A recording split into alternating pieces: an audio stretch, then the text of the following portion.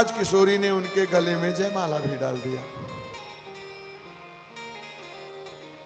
हमारे शास्त्रों में विवाह की कई प्रकार की पद्धतियां बताई गई हैं। गांधर्व विवाह, व्यवस्थित विवाह, प्रेम विवाह, हरण विवाह, कई प्रकार के विवाह ग्रंथों में बताए गए हैं। जो महाराज जनक जी की प्रतिज्ञा थी वो पूरी हो गई। श्री राज किशोरी ने बरमाला गले में डाल दिया। गोस्वामी जी महाराज कहते हैं कि श्री सीताराम जी का विवाह हो गया। टूटत ही धनु भयउ विवाहु, सूर नर नाग विदित सब काहू।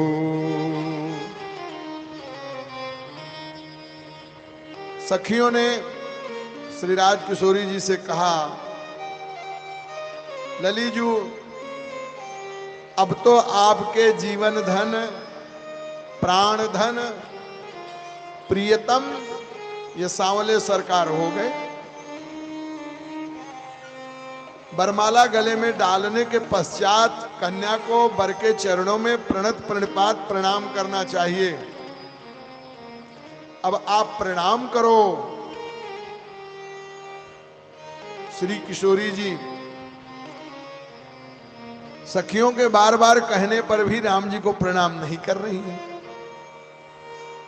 सखियों ने कहा, अरे किशोरी जी, जिनके चरणों में दुनिया झुक जाती है, प्रणाम करती, आप उन्हें प्रणाम क्यों नहीं कर रही हैं?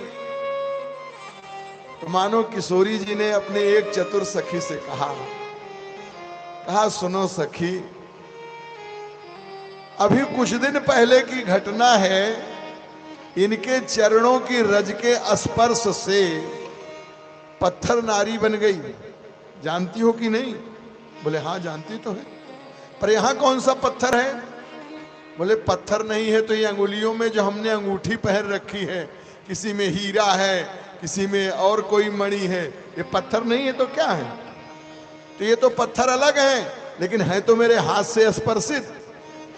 हर अंगुलियों में मैंने अंगूठी पहन रखी है, मेरी मैया ने पहना दिया है।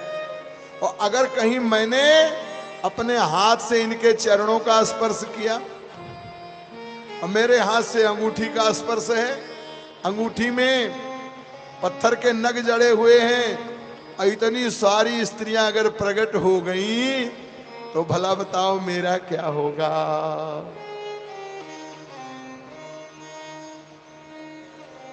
इसलिए मुझे संकोच लग रहा है।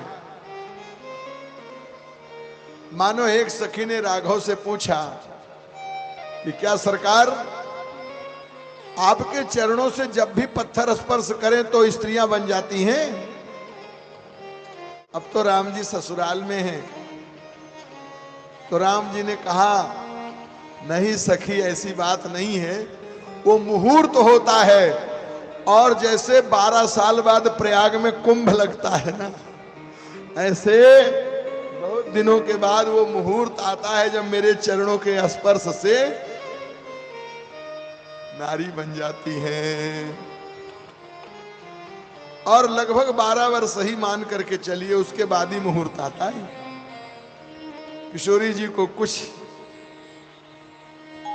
ढाढ़स मिली और फिर राम जी के चरणों में प्रणाम करती हैं। गौतम तिय गति सुरति करी, नहीं पर सती पग पानी। मन बिहसे रघुवंश मणि, प्रीति अलौकिक जानी।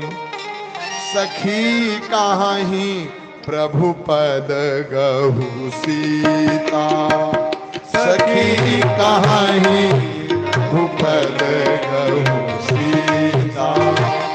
सखी कहाही प्रभु पद गहु सीता।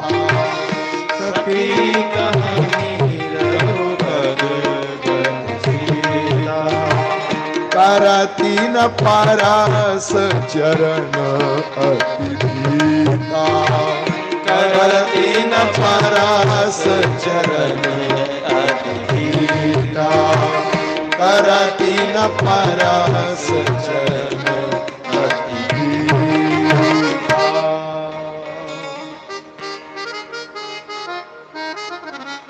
सखियों के बार बार समझाने पर श्री राज किशोरी जी ने प्रभु के चरणों में प्रणाम किया है